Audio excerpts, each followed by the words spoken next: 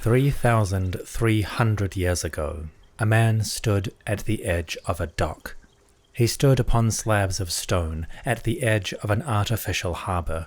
Behind him, a staircase rose to a flattened and elevated plateau, on which great mounds of masonry now rose up.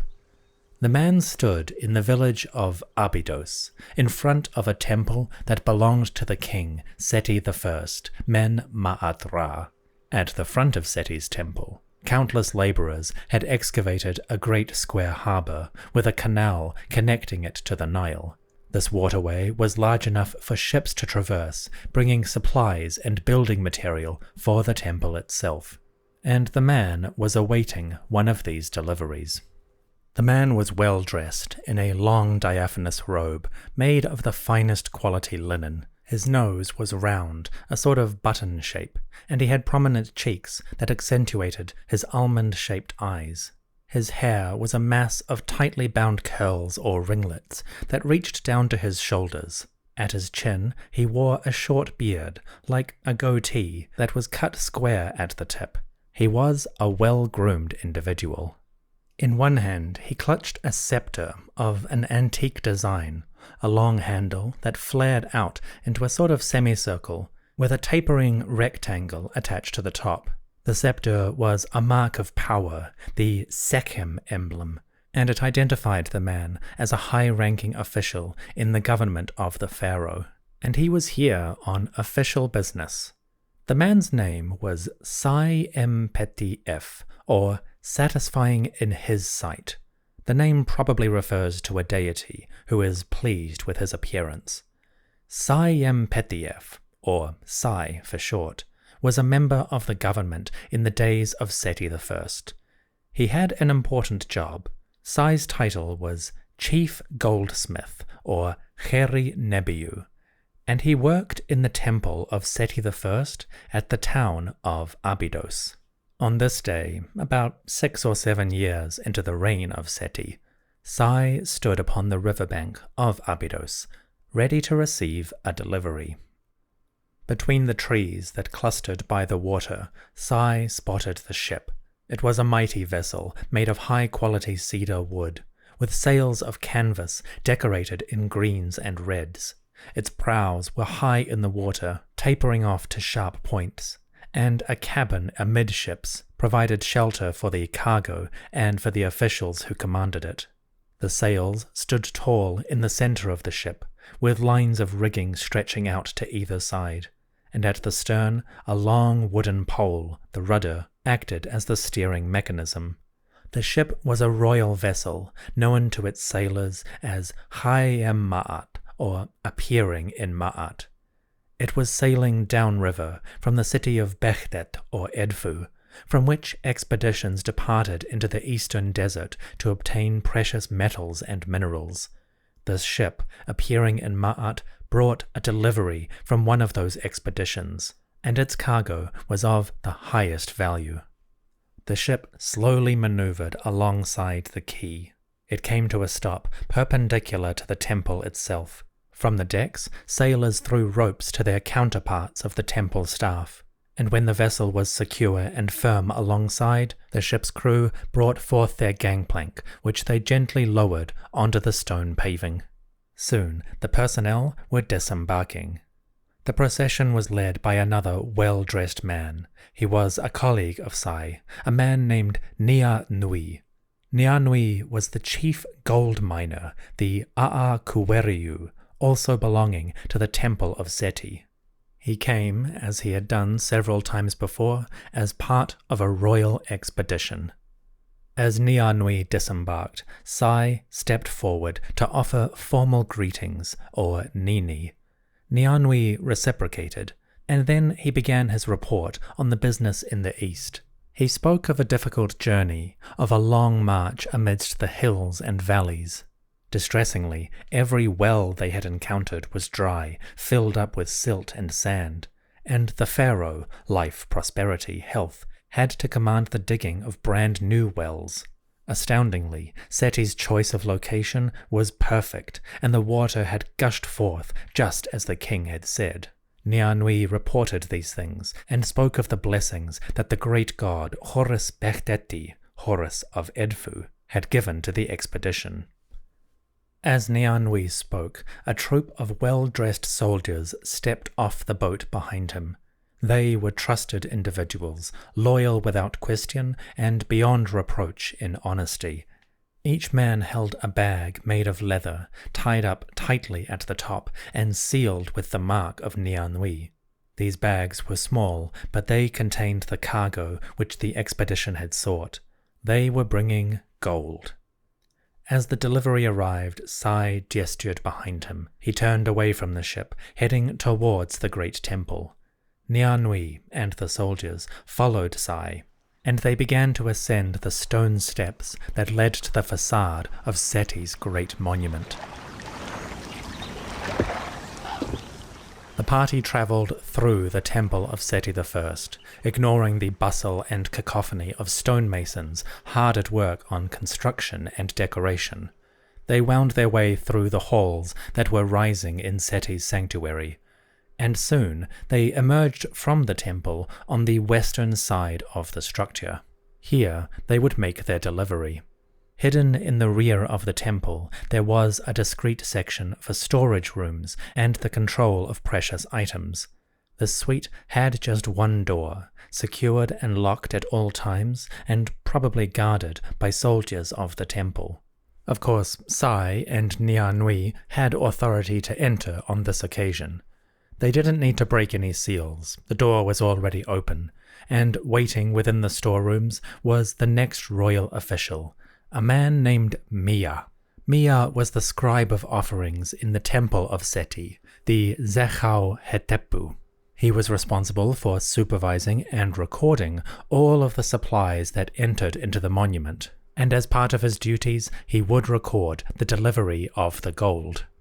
The soldiers stepped forth, each one placing their leather bag upon a set of scales. Mia, or his secretary, added small stone weights to the other side of the scales. The stone weights came in different sizes.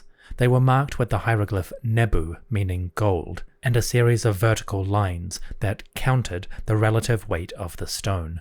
As each soldier stepped forward and placed his bag upon the scales, Mia and his secretary would add the appropriate stone to counterbalance the weights. Then they would jot down the measurement, recording the delivery.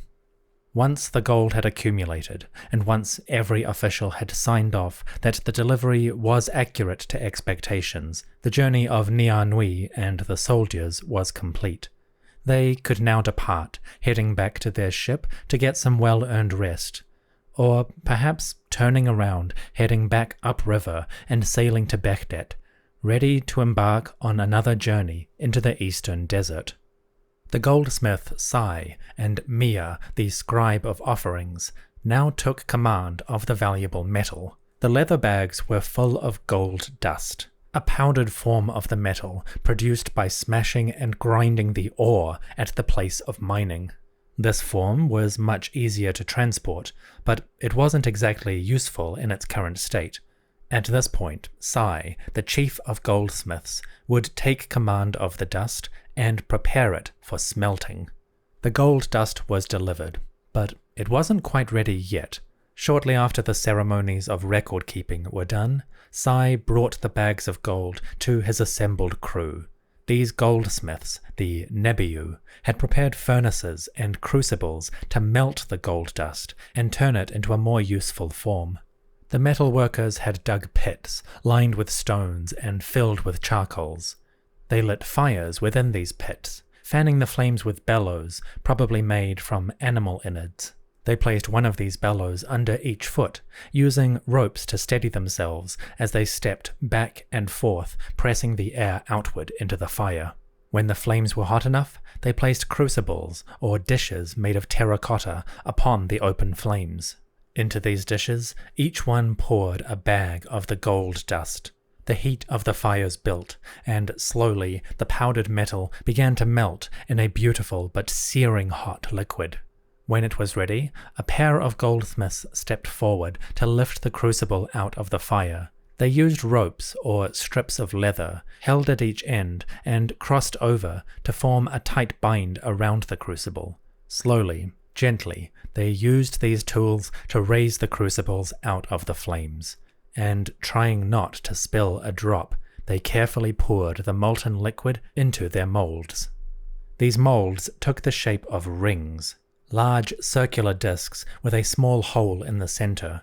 The rings were a medium of storage, keeping the gold in a manageable form that was consistent in size and shape, and easily counted for record-keeping. With these rings, Mia, the scribe of offerings, could more accurately supervise and ensure security in the gold storage. The gold rings were beautiful, precious even, but they were not the final form. Many of them would go into storage, awaiting further use. But that is a boring chapter, so let's skip over that and get to something a bit more productive. When it was time to use the gold, artisans would collect rings of the appropriate number, accumulating the weight necessary for the task. Mia, the scribe of offerings, would sign off on these withdrawals, and Sety, the chief goldsmith, would supervise their removal. What would they make? Well, in a temple like the monument of Sety I, there would inevitably be many pieces that required a bit of gilding. The most obvious one would be statues of the deities themselves, items made of wood but sheeted with gold and electrum to give figures like Osiris, Isis, Ra-Horakhti, Amun-Ra, Ptah, and Horus their brilliant sheen and their bodies of imperishable metal. But the temple would only need a few of those statues, and they would not be seen by the majority of people. So, with large quantities of gold coming into the monument of Sety, what else might they make? Well, based on records made around this time, we can speculate on some of the items. The houses of the gods, their shrines, would be decorated with gold leaf. The portable boats, or barks, which the deities would travel in, those would have metal plating as well. There might also be tools, ceremonial implements used by the priests in the most holy of rites. These wouldn't be the ordinary tools, more like incense burners, kept within the shrines themselves, away from prying eyes and fingers. There would be items of personal adornment, perhaps small necklaces that the priests could place on the statues of the gods as part of the daily clothing rituals. The goldsmiths might also produce mundane items for the living, gold rings, gold necklaces, and bangles, items that could be distributed by the pharaoh as rewards for loyal service. Finally, there might be items of the king himself that could be placed within the shrines as a mark of his presence, or given by King Sety as offerings to the deities. Items like these have survived from the early 19th dynasty, around 1300 BCE. Sometimes they appear in art on the walls of tombs or carved onto stelae, and sometimes they survive in artefacts, tiny statues of the king that show him making offerings, or images of the deities themselves. A good example of these is a statue now in the Louvre Museum, which shows the goddess Anuket, or Anubis. It was discovered on the island of Abu Elephantine, and it shows the deity seated upon a throne upon a long boat. The throne itself, and the limbs of the goddess, still preserve tiny traces of the gold leaf that once gilded and adorned her body. The Louvre also has a statue that might be Sety himself. It shows the king stepping forward and raising one hand to offer a figure of Ma'at, the goddess of truth and order. The statue is made of silver, but the kilt is adorned with gold leaf, as is the cobra or Uraeus serpent atop Sety's brow. The tiny figure of Ma'at is likewise coated in gold. Then we have the art, images carved or painted on the walls of tombs and the surface of stelae, that show metal workers hard at work on their trade. They fan the flames of the furnaces, producing the molten liquid that they pour into crucibles. Sometimes we see them working on the items themselves, decorating shrines or statues with the bright, glittering metal. Frequently, we will even find tombs where the people themselves are painted a bright yellow. In the ancient Egyptian religious system, the gods themselves supposedly had flesh made of gold. They also had bones made of silver and hair made of precious stones, but the skin itself was the bright yellow metal. As a result, the age of Sety I and his contemporaries sees a trend in tomb decoration, where figures, both mortal and divine, will appear with the yellow painted flesh. It gives everyone a slightly Simpsons effect, but it does convey a deeper religious symbolism. Gold, the rare and imperishable metal, is the flesh of gods. At Sety's temple in Abydos, the goldsmiths, or Nebiu, completed their work, transforming the powdered dust into rings of easily counted and stored metal. Some of them would go on to turn these rings into beautiful products that would adorn the temple itself and be used within its secret rituals. As this process came to its end, the chief of goldsmiths, Sety I, or Sety, could satisfy himself with a job well done. He and his colleagues had successfully processed another delivery of gold that came on such a long journey from the hills of the eastern desert, carried by soldiers, delivered by boats, and carefully measured by the scribes of the temple. This brilliant yellow metal left its home in the bedrock and now joined a new one, the home of the eternal deities.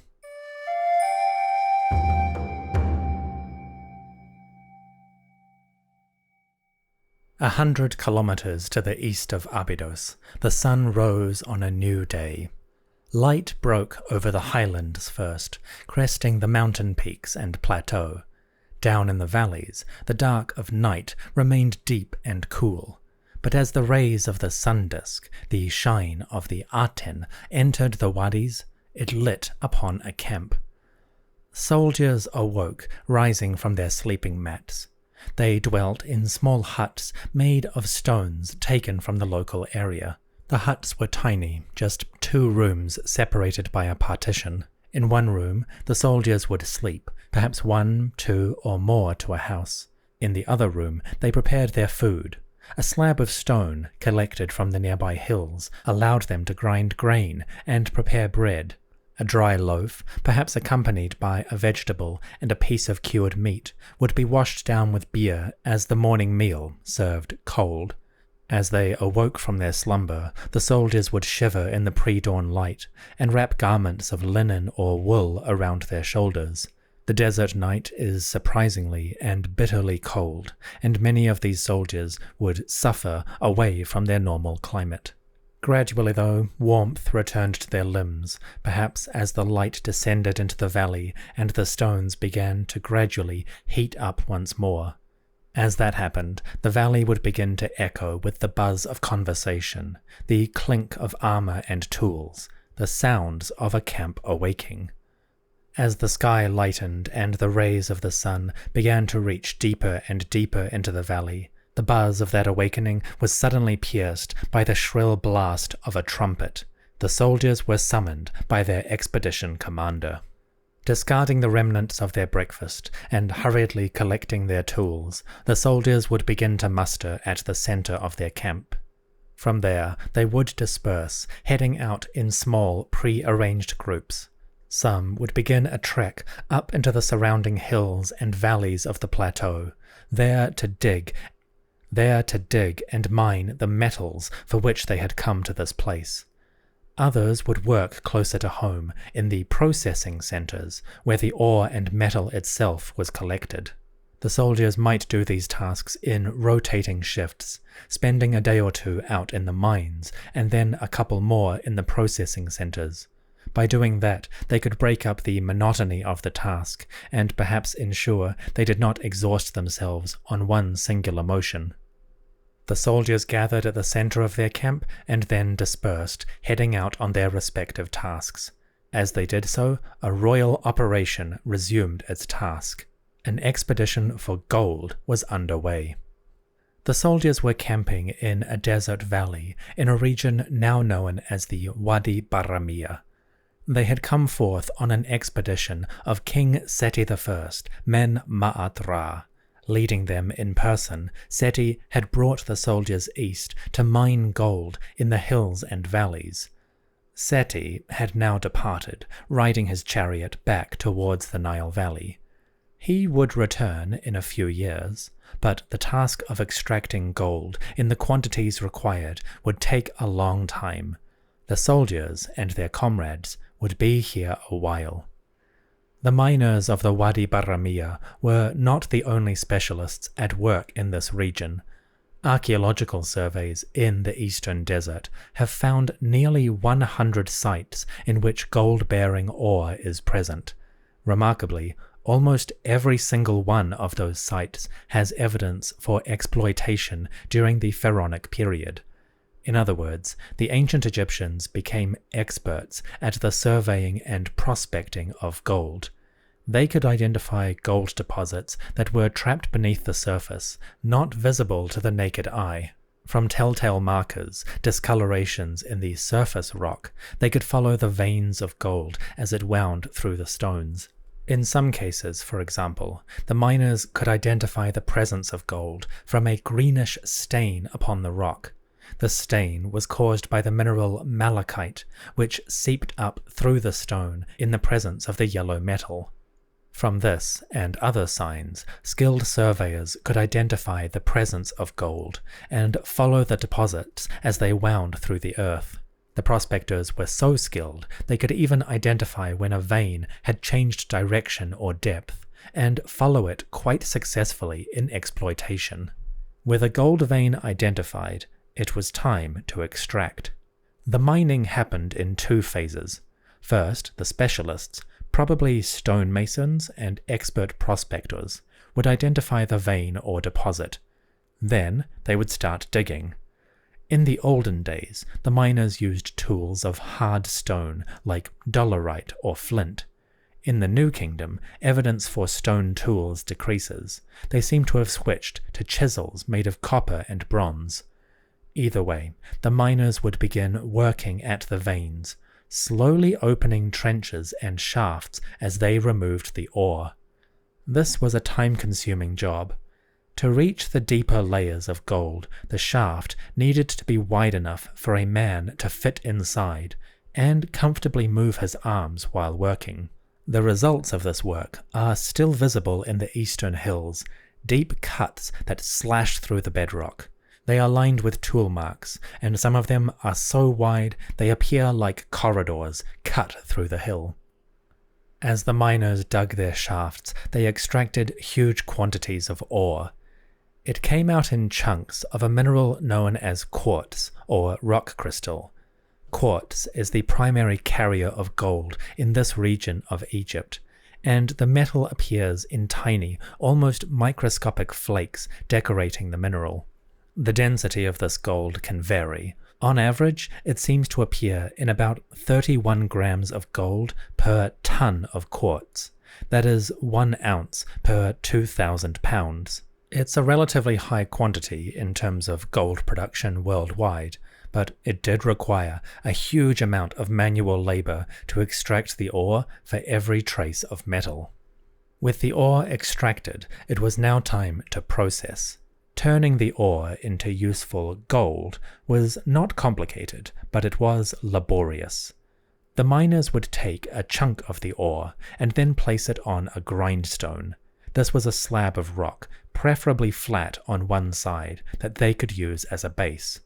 Then they would take up another lump of stone, something hard like dolerite, and with that in hand, they would begin pounding.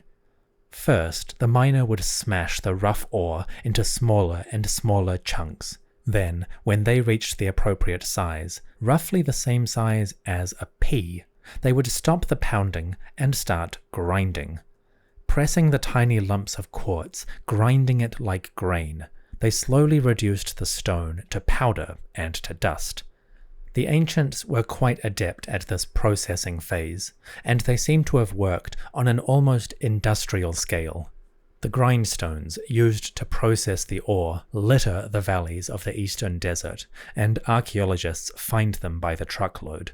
These grindstones are so common that they frequently got reused in the buildings constructed by later generations.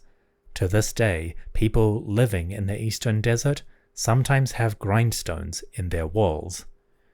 The task of pounding the ore down into the powder was a relatively straightforward task.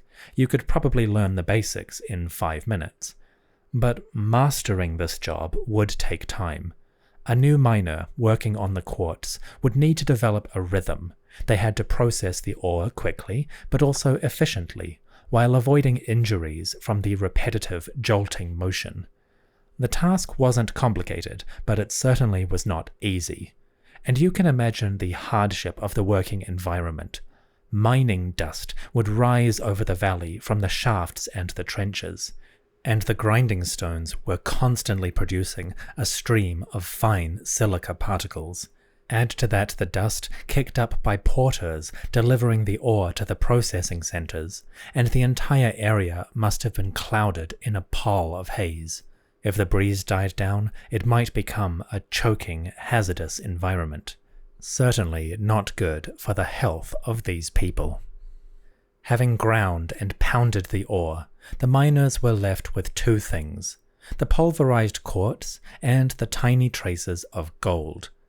But the gold was so small, almost microscopic in some cases, that you couldn't simply pick it out of the leftover quartz. It had to be separated. The ancient method for this was quite clever. To separate the ore from the gold, the miners washed it. They poured the rock and gold dust onto a slab of stone that was angled or sloped downward about 20 degrees.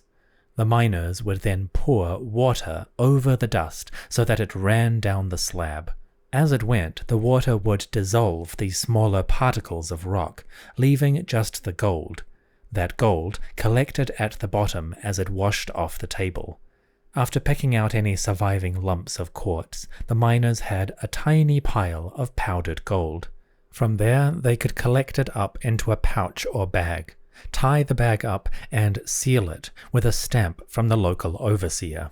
These pouches were collected, kept secure, and ready for delivery back to the Nile Valley.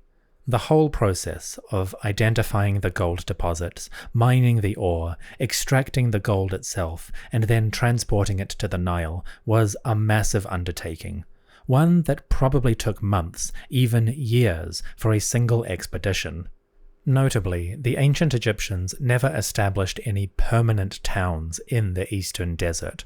As far as the archaeology shows, their camps seem to be temporary, maybe lasting a few years at most.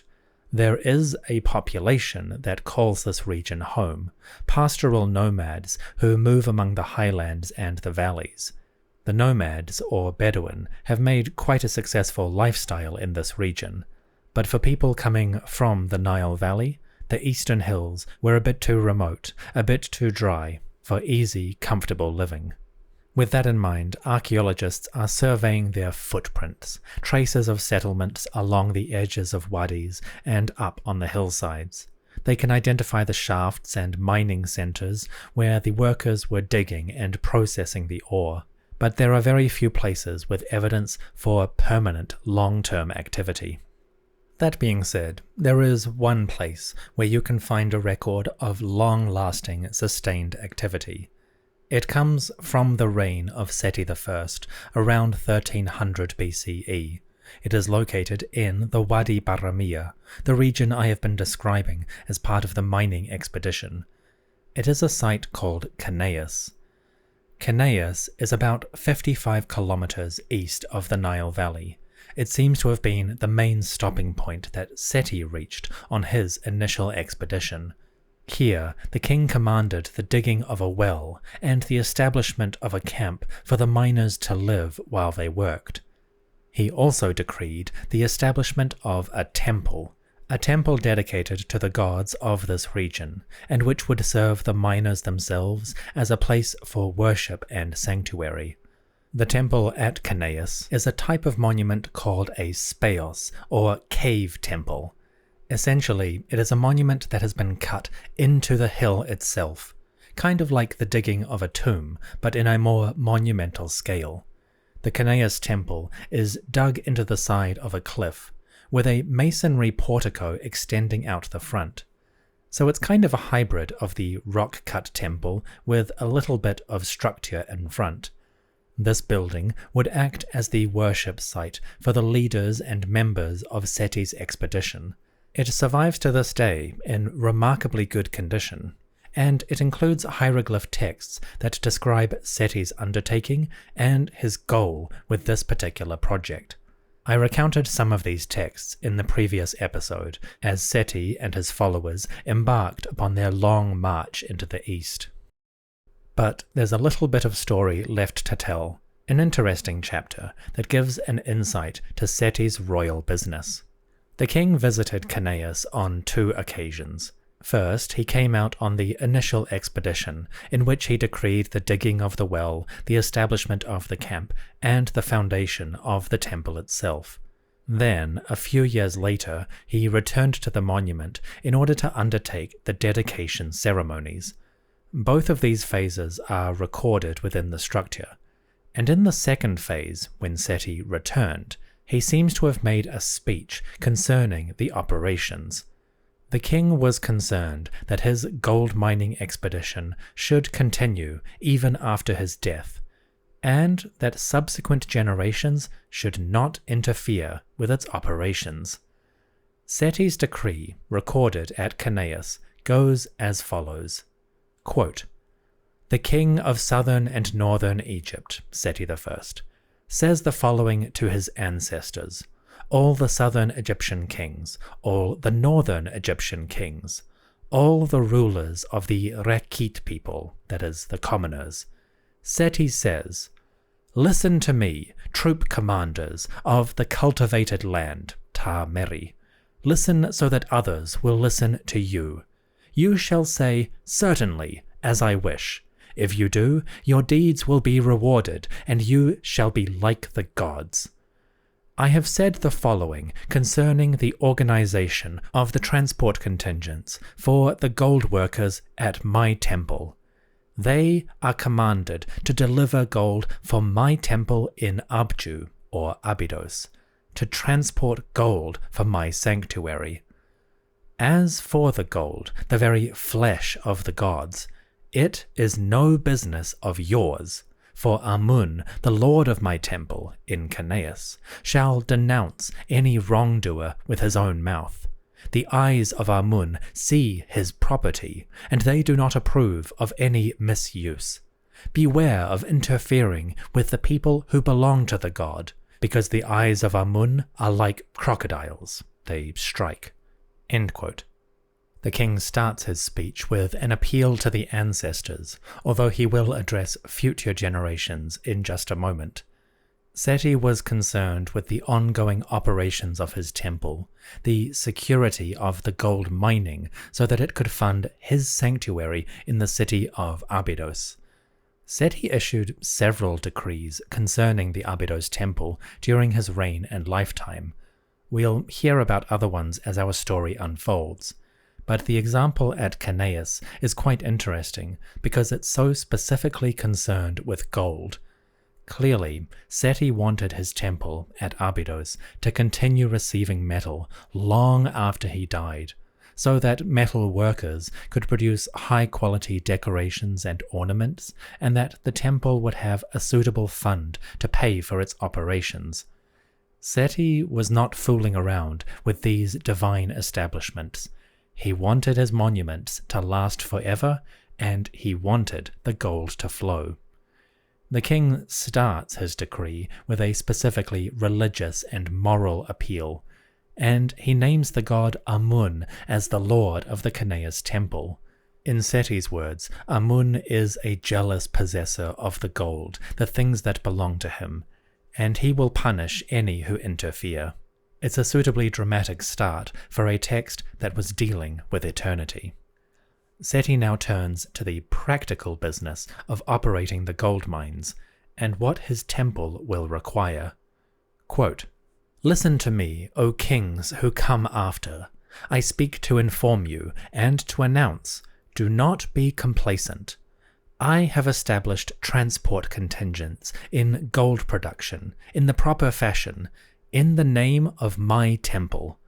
I have set them up as a new transport contingent so that they remain under my control. I have not obtained these workers from some other contingent and moved them to this task. Their people are protected as members of my temple, as dependents of my shrine.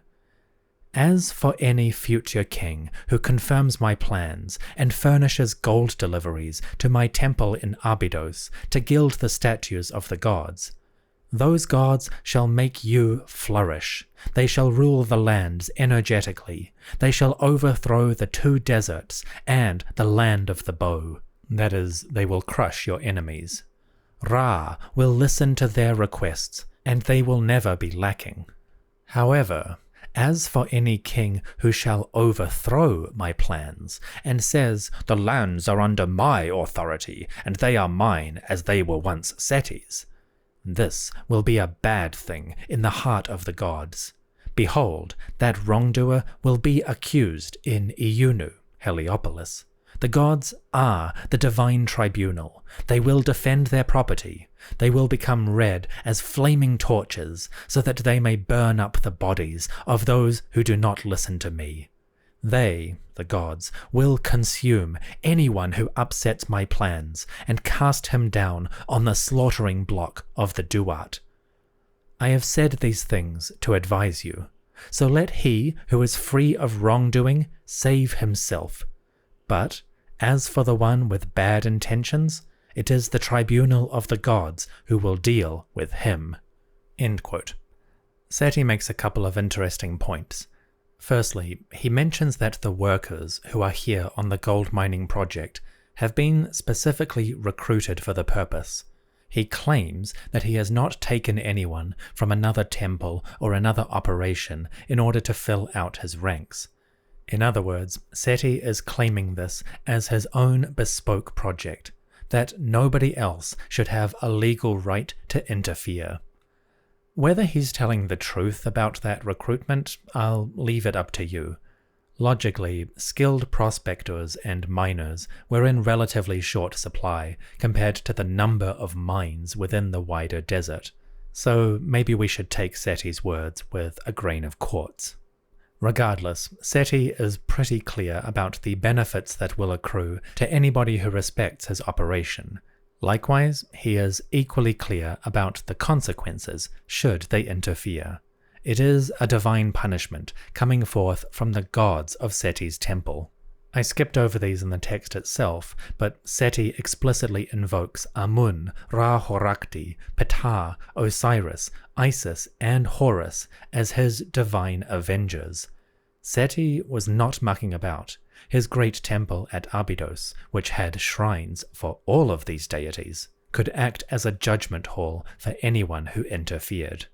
Again, it's all very dramatic, but from Sety's perspective, it was probably quite sensible. His temple was supposed to function forever, to keep his name and his spirit alive. In that context, it was imperative that operations continue. Finally, Sety turns his attention away from any king who might come after, and speaks directly to the commanders and leaders who might visit this region. The pharaoh says, quote, "As for the gold transport contingents that I have set up, they shall be safeguarded and protected. They shall not be approached or molested by anybody in the entire land. As for anyone who shall interfere, all the gods and goddesses of my temple will be enemies against him, for all my property is given to those gods eternally and forever. As for the troop commander of the gold transport, he shall act independently in delivering the gold to the temple of Sety at Abydos. As for any person who ignores this decree, Osiris will pursue him, Aset, Isis, will pursue his wife, and Horus will pursue his children. It is the lords of the sacred land, the necropolis, who will perform their judgment upon him." End quote. There's something darkly funny about that last threat. The idea of a husband, wife, and child, each being pursued independently by Osiris, Isis, and Horus, is at least a little bit funny. You could imagine the gods chasing these people from sanctuary to sanctuary in the Abydos temple, a kind of Scooby-Doo farce on behalf of Sety I. That wasn't his intention, but the specificity with which he assigns each god to each role is just a tiny bit comical. Anyway, Sety's temple at Kanaus records the king's words, and his threats to future generations not to interfere with the gold. Notably, in the 3,300 years since King Sety made this decree, the hills of the eastern desert have seen a relatively consistent pattern of mining. The Egyptians themselves sent expeditions here throughout their history, and similar expeditions can be traced in the Greek, Roman, Byzantine, medieval, and early modern periods. In the 21st century, gold mining continues in the hills of the eastern desert, in a roundabout way that does kind of uphold Sety's original command. The Egyptian government, through their Ministry of Tourism and Antiquities, funds the conservation and operation of Sety's temple at Abydos, and that temple is one of the major tourist destinations for enthusiasts visiting the Nile Valley. So, in a strange way, the king got his wish. Gold mining continues, and his temple flourishes. And, God's willing, the deities of that temple can rest, with no need to pursue wrongdoers in acts of divine punishment. At least, one can only hope.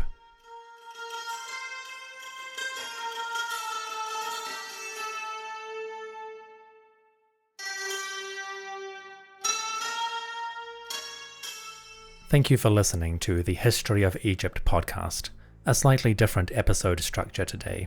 With the abundance of records from the time of Sety I, I thought it worth experimenting with a little bit more storytelling, less dry recounting of history, and something with a little bit more imagination. Every individual who I named in this episode is a person recorded from Sety's reign. They are officials who left inscriptions or monuments in different sites associated with Sety's gold mining and his temple. You can find records of Sety's commanders at the site of Kanaus itself, where they carved inscriptions on the surface of the rocks. Likewise, at Abydos, we have evidence for the officials Sety I, or Sety, the chief of the goldsmiths. We also know about the chief of the gold miners, Nui, and the scribe of offerings for the temple itself, the official named Mia. All of these have been documented and recorded by historians, and for those interested to learn more, you can find copies and translations of their inscriptions in the works of Kenneth Kitchen, specifically his book series, Ramesside Inscriptions, Volume 1. That volume comes in 3 different versions.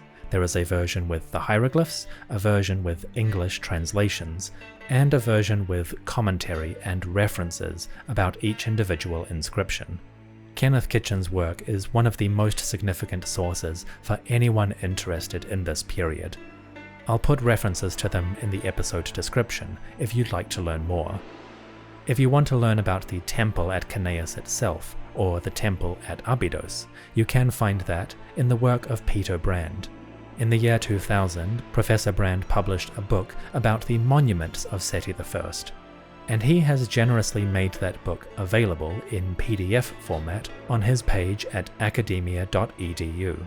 Again, I'll put a link in the episode description if you would like to find that resource.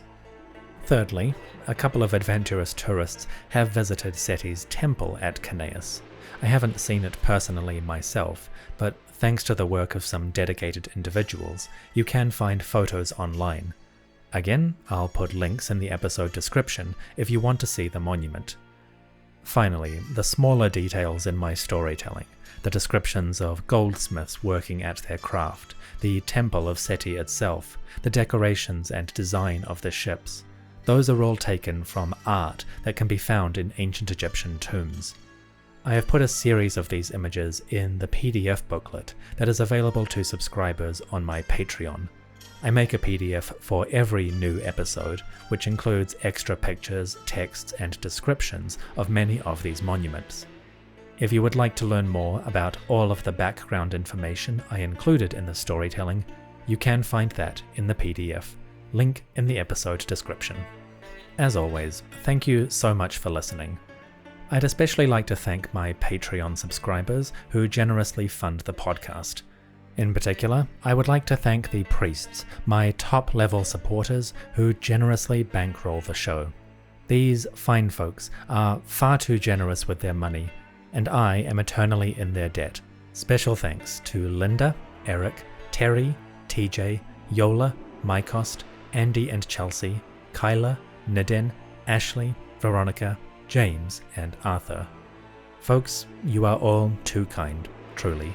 I know times are hard out there, and your generosity is deeply appreciated. To everyone listening, thank you for joining me. May the great gods of Abydos and Ceneus, the lords Amun, Ra-Horakhti, Horus, Osiris, and Aset, or Isis, not chase you to deliver out punishments, but rather join you to deliver blessings, support, and nourishment for you and your loved ones. As always, thank you for listening. I will see you soon. Oh, and stick around after the music for a couple of short epilogues, including another parallel from the science fiction novel Dune.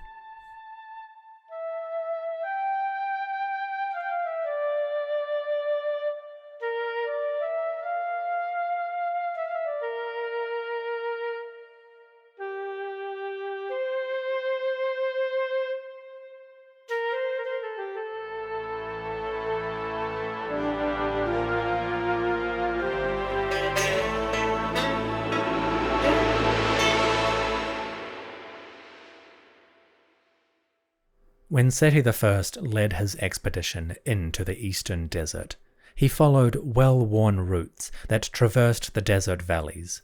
Along these paths, he and his followers could reach the mines of gold. Hypothetically, Sety might have referred to this route as his Golden Path. This might be familiar to fans of Frank Herbert's novel Dune, specifically the second sequel, Children of Dune. Without spoiling anything, that novel deals with a later generation of characters who follow the original protagonists. In one scene, a character describes their potential plans, their path through oncoming events, as a golden path. In the course of their conversations, these characters occasionally slip into an ancient language. Herbert calls this language Chakobsa, but in many instances, it is actually an adapted form of Egyptian. The Golden Path, as these characters describe it, is called the Secher Nebu. This literally translates as plan of gold, or golden plan. So it's a metaphorical path, a way of navigating the decisions ahead. A more literal rendition of this term, in the language that Sety would have used, would be Wa Nebu, the physical path on which one might walk.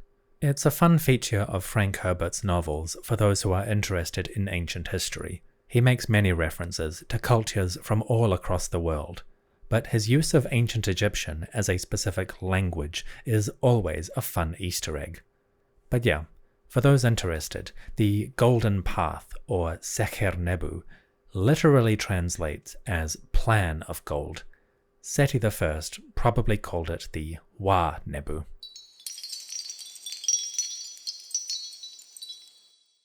Finally, a word of wisdom from Sety I. In a section from his decree at Ceneus, the king briefly dwells on a matter of philosophy. He speaks about the matter of honesty and how valuable it is to the ruler of a people. Sety says the following, quote, "Do not rejoice over property that is obtained dishonestly. Whoever interferes with the deeds of another, the outcome will be the same for him. People destroy the monuments of a destroyer. The deeds of a liar do not last. The strength of a king is in his justice." End quote. I like this little maxim. It kind of breaks up the flow of the text itself, at least when translated into English. but read on its own merits, it is an interesting reflection on the ethics of rule and the practices of a good king. And those words seem equally valid 3,300 years later.